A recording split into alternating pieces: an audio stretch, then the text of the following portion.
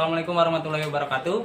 Pada kesempatan kali ini saya akan menjelaskan tentang inklusif keuangan, tapi sebelumnya kita akan mewawancarai satu orang.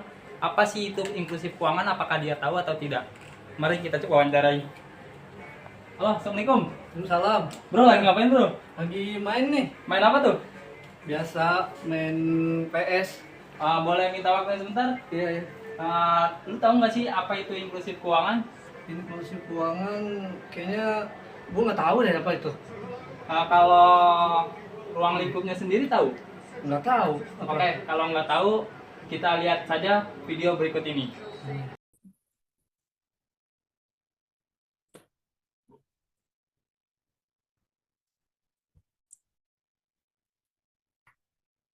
Bismillahirrahmanirrahim. Assalamualaikum warahmatullahi wabarakatuh.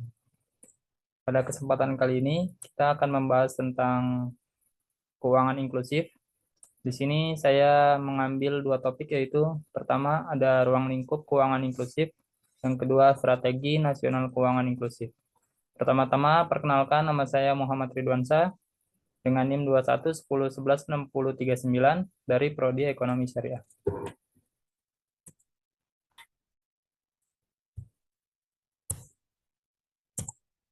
Selanjutnya ada ruang lingkup keuangan inklusif. Apa sih keuangan inklusif? Keuangan inklusif didefinisikan sebagai kondisi ketika setiap anggota masyarakat mempunyai akses terhadap berbagai layanan keuangan formal yang berkualitas secara tepat waktu, lancar, dan aman, dengan biaya terjangkau sesuai dengan kebutuhan dan kemampuan dalam rangka meningkatkan kesejahteraan masyarakat. Selanjutnya, mengapa perlu ada keuangan inklusif?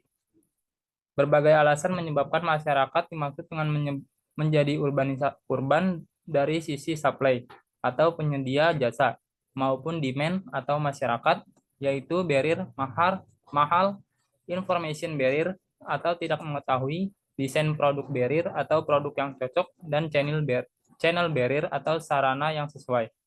Keuangan inklusif mampu menjawab alasan tersebut dengan memberikan banyak manfaat yang dapat dinikmati oleh masyarakat, regulator, pemerintah, dan pihak swasta, antara lain sebagai berikut.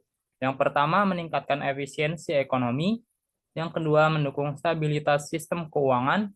Yang ketiga, mengurangi shutdown banking atau irresponsible finance. Yang keempat, mendukung pendalaman pasar keuangan. Yang kelima, memberikan potensi pasar baru bagi perbankan. Dan yang terakhir, berkontribusi positif terhadap pertumbuhan ekonomi lokal dan nasional yang berkelanjutan.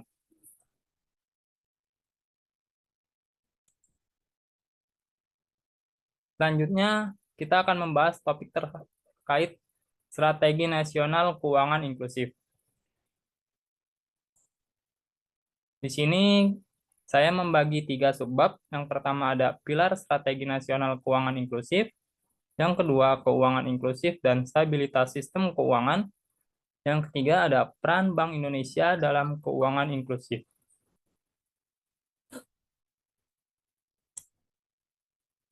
Kita akan membahas yang pertama, yaitu pilar strategi nasional keuangan inklusif. Keuangan inklusif yang telah didefinisikan di awal, yaitu sebagai kondisi ketika setiap anggota masyarakat mempunyai akses terhadap berbagai layanan keuangan formal yang berkualitas secara tepat waktu, lancar, dan aman dengan biaya terjangkau sesuai dengan kebutuhan dan kemampuan dalam rangka meningkatkan kesejahteraan masyarakat. Intinya, keuangan inklusif itu dapat menciptakan peningkatan kesejahteraan masyarakat. Di sini ada gambar pilar dan fondasi keuangan inklusif. Yang pertama ada target keuangan inklusif. Kenaikan indeks keuangan inklusif dari 36% tahun 2014 menjadi 75% pada tahun 2019. Jadi rank 5 tahun terakhir, keuangan inklusif di Indonesia itu meningkat sebanyak 39% dari tahun 2014 hingga 2019. Di sini ada edukasi keuangan, hak properti masyarakat, fasilitas intermediasi dan saluran distribusi keuangan, layanan keuangan, pada sektor pemerintahan. Yang kelima perlindungan konsumen. Di sini strategi dari keuangan inklusif itu sendiri. Nah, di bawahnya ada kebijakan dan regulasi yang kondusif. Kemudian ada infrastruktur dan teknologi informasi yang mendukung. Yang terakhir ada organisasi dan mekanisme implementasi yang efektif. Ini semua merupakan fondasi keuangan inklusif pada Indonesia. Selanjutnya ada 5 pilar keuangan inklusif yang telah tadi saya bacakan. Yang pertama ada edukasi keuangan. Di sini berfungsi untuk meningkatkan pengetahuan dan kesadaran masyarakat mengenai lembaga keuangan formal, produk, dan jasa keuangan yang ada di Indonesia. Yang kedua, hak properti masyarakat. Di sini bertujuan untuk meningkatkan akses kredit masyarakat kepada lembaga keuangan formal. Yang ketiga, fasilitas intermediasi dan distribusi keuangan. Di sini bertujuan untuk memperluas jangkauan layanan keuangan demi memenuhi kebutuhan berbagai kelompok masyarakat. Yang keempat adalah layanan keuangan pada sektor pemerintahan. Di sini berfungsi untuk meningkatkan tata kelola dan transparansi pelayanan publik dalam penyaluran dana pemerintahan secara non-tunai. Yang terakhir ada perlindungan konsumen. Di sini berfungsi untuk memberikan jaminan rasa aman kepada masyarakat ketika berinteraksi dengan lembaga keuangan. Jadi perlindungan konsumen ini merupakan suatu fasilitas yang ditawarkan agar konsumen itu percaya kepada lembaga keuangan.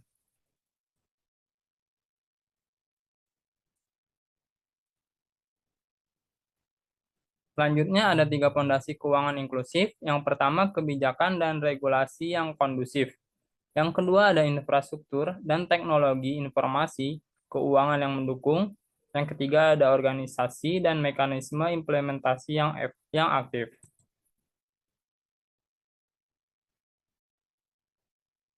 Inklusi keuangan. Suatu kondisi yang memungkinkan setiap orang untuk bisa mempunyai akses dalam memanfaatkan produk atau layanan jasa keuangan, seperti melakukan pinjaman, mempunyai asuransi, tabungan, atau memanfaatkan produk transaksi digital seperti m-banking atau uang elektronik dari perusahaan tertentu yang ia pakai.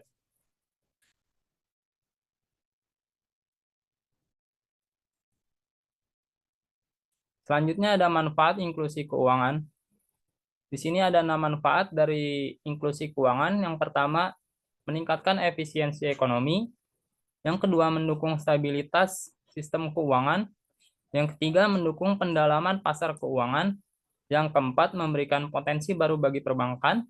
Yang kelima, meningkatkan Human Development Index atau HDI Indonesia. Yang terakhir ada memudahkan dalam melakukan kegiatan segala aktivitas masyarakat mulai dari pembayaran hingga pinjaman atau pembiayaan.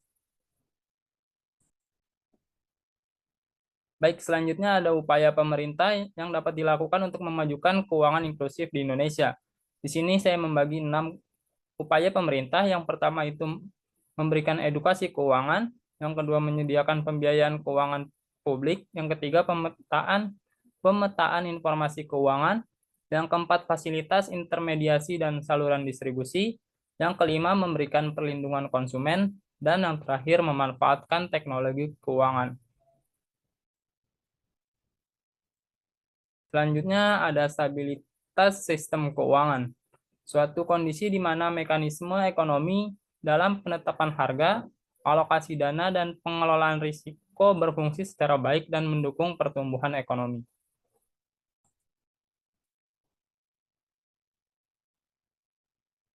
Di sini ada faktor ketidakstabilnya sistem keuangan. Yang pertama ada kebijakan moneter menjadi tidak efektif. Yang keempat, pengalokasian dana yang kurang tepat, sasaran penyebab fungsi intermediasi gagal berjalan seperti yang diharapkan sehingga pertumbuhan ekonomi pun menjadi terhambat. Yang ketiga, kesulitan likuiditas terjadi akibat dari rasa tidak percaya publik pada sistem stabilitas keuangan. Yang terakhir ada bila sebuah krisis terjadi dan sifatnya sistematik, maka biaya yang dikeluarkan untuk melakukan penyelamatan pada kondisi keuangan menjadi sangat tinggi. Selanjutnya ada cara menjaga stabilitas sistem keuangan. Yang pertama ada koordinasi dan kerjasama antara berbagai pihak. Yang kedua pemantauan oleh pemerintah. Yang ketiga pencegahan krisis. Yang keempat manajemen krisis. Selanjutnya ada peran Bank Indonesia dalam keuangan inklusif. Di sini peran yang pertama ada pemberdayaan ekonomi. Pemberdayaan ekonomi ini dilakukan dengan cara memberikan pembiayaan kepada bank-bank umum yang dilakukan oleh Bank Indonesia. Yang kedua, perluasan akses dan literasi keuangan. Bank Indonesia bisa mensosialisasikan kepada masyarakat terkait tentang akses dan literasi keuangan. Yang ketiga ini harmonisasi kebijakan. Oke, baik itu saja yang bisa saya sampaikan. Kurang lebihnya mohon maaf. Assalamualaikum warahmatullahi wabarakatuh.